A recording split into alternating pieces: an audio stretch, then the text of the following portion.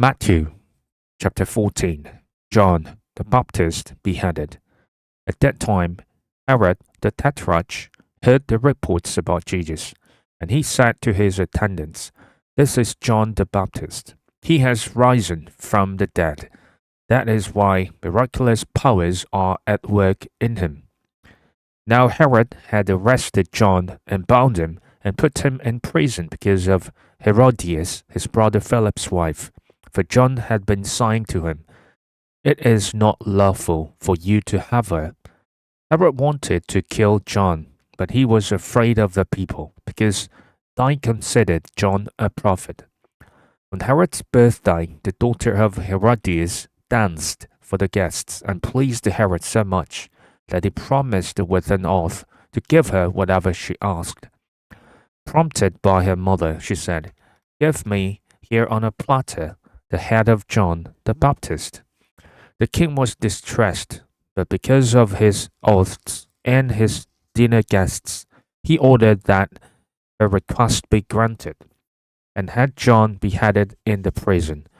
His head was brought in on a platter and given to the girl, who carried it to her mother. John's disciples came and took his body and buried it. Then they went and told Jesus. Jesus feeds the 5,000. When Jesus heard what had happened, he withdrew by boat privately to a solitary place. Hearing of this, the crowds followed him on foot from the towns. When Jesus landed and saw a large crowd, he had compassion on them and healed their sick.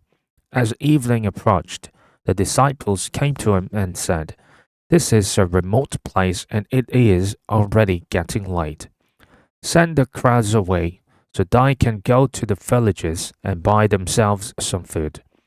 Jesus replied, "They do not need to go away. You give them something to eat." "We have here 5 loaves of bread and 2 fish," they answered. "Bring them here to me," he said.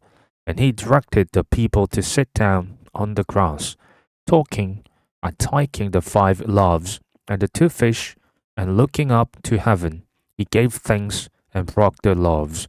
Then he gave them to the disciples, and the disciples gave them to the people. They all ate and were satisfied, and the disciples picked up 12 basketfuls of broken pieces that were left over.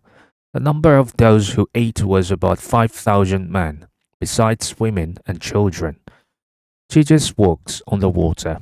Immediately, Jesus made the disciples get into the boat and go on ahead of him to the other side, while he dismissed the crowd.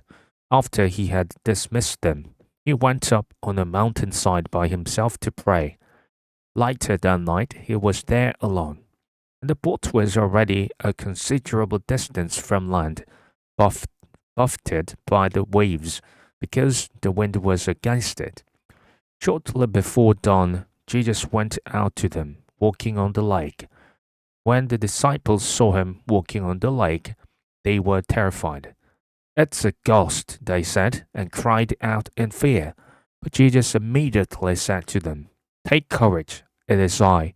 Don't be afraid." "Lord, if it is you," Peter replied, "tell me to come to you on the water." "Come," he said. Then Peter got down out of the boat, walked on the water, and came toward Jesus.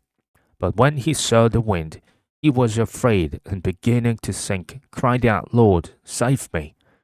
Immediately Jesus reached out his hand and caught him. "You of little faith," he said, "why did you doubt?" And when they climbed into the boat, the wind died down, and those who were in the boat worshipped him, saying, "Surely you are the Son of God." When they had crossed over, they landed at Gennesaret. And when the men of that place recognized Jesus, they sent word to all the surrounding country.